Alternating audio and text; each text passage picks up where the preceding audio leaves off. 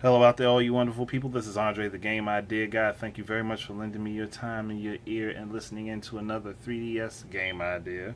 This time I'm going to talk about a Capcom franchise that hasn't been getting much love, but they've told us that they're making a new game, and hopefully it'll be a good new game, and that is a Mega Man game. I've actually got two ideas for Mega Man, but this first one is going to be for Mega Man Battle Network, calling it the Mega Man Battle Network Mega-Anthology. Um, there are technically 7 games in the Battle Network franchise. 6 of them were on handheld. 6 of them were on handheld. One was on home console, and that was a spin-off game. So it goes Mega Man Battle Network, Mega Man Network Transmission, which was the GameCube game that was a spin-off from the series. It kind of played like the classic series. Battle Network 2, Battle Network 3, White and Blue, Battle Network 4, which was Red Sun and Blue Moon, Battle Network 5, which was Colonel and Proto Man, and 6 I don't remember. I don't remember what Battle Network 6's thing was. Firstly, for all of the Battle Network games, 3, 4, and 6, because 5 got this treatment on 3DS, not 3DS, on the DS, where they combined both of the GBA games into one game. I'd like them to do that with all of them. Do that with every one of those games. And I know they could fit all of this on the 3DS cartridge because of how small the DS carts were. So, and on top of that, the Game Boy Advance carts, how small the space was for those. So, combine White and Blue, combine Red Sun and Blue Moon, and combine the other two for Battle Network 6. I know that there are some slight differences between the games because based on some of the locations that are available to you. So what I would suggest, firstly, make a multi-save system for each individual game. Don't make it more than like 2 to 3 saves per game. Make a thing that will allow you to transfer your battle chips from one game to the next. So, say like I complete Battle Network 1.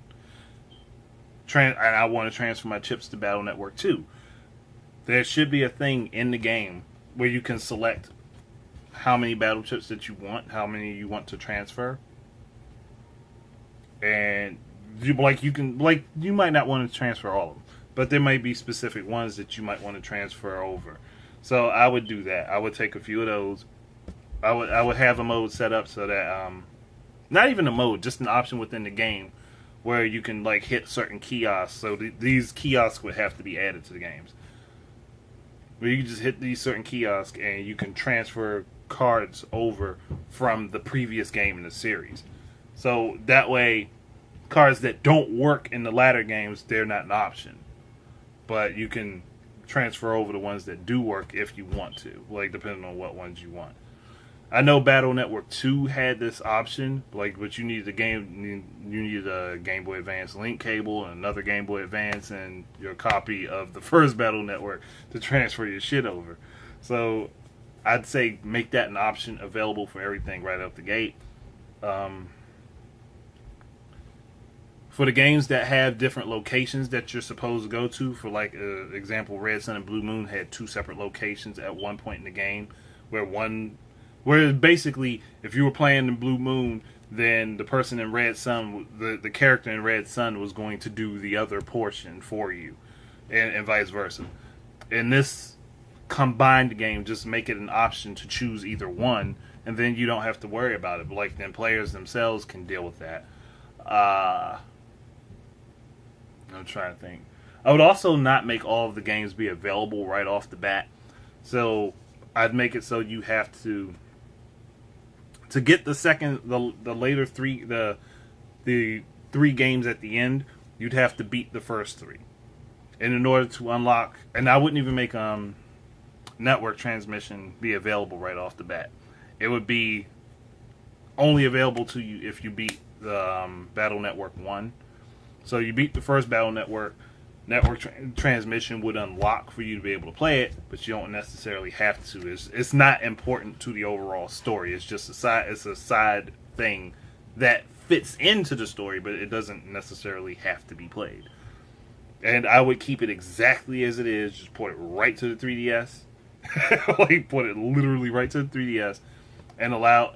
I would, however, allow for people to be able to change the way controls work. Like, give the option to change up the controls. That way you can fit it comfortable to how your hands are on the 3DS. I would sit and play it again. Like shit, I actually restarted playing through Network Transmission not that long ago on my GameCube. I put it on this. I'll be playing that bitch for fucking days since I can take it with me. I'm just trying to think. I would also want to put like a gallery mode in that would unlock like concept art and all that type of shit before the games happen individually, and concept art for the anthology itself overall. I would put all that shit together. Like I just like all that shit would be there. Like depending on which games you beat, certain artworks would unlock. And obviously, I would set the game up so that you have like online. Online would be a separate mode. There would not be like a multiplayer between the individual games. Like you would, I would give it its own overall multiplayer that kind of just takes all of the positive benefits from every game and lumps them into it. I know that's kind of that sounds kind of hard to do, but it's not like the formula changed a whole lot along the way.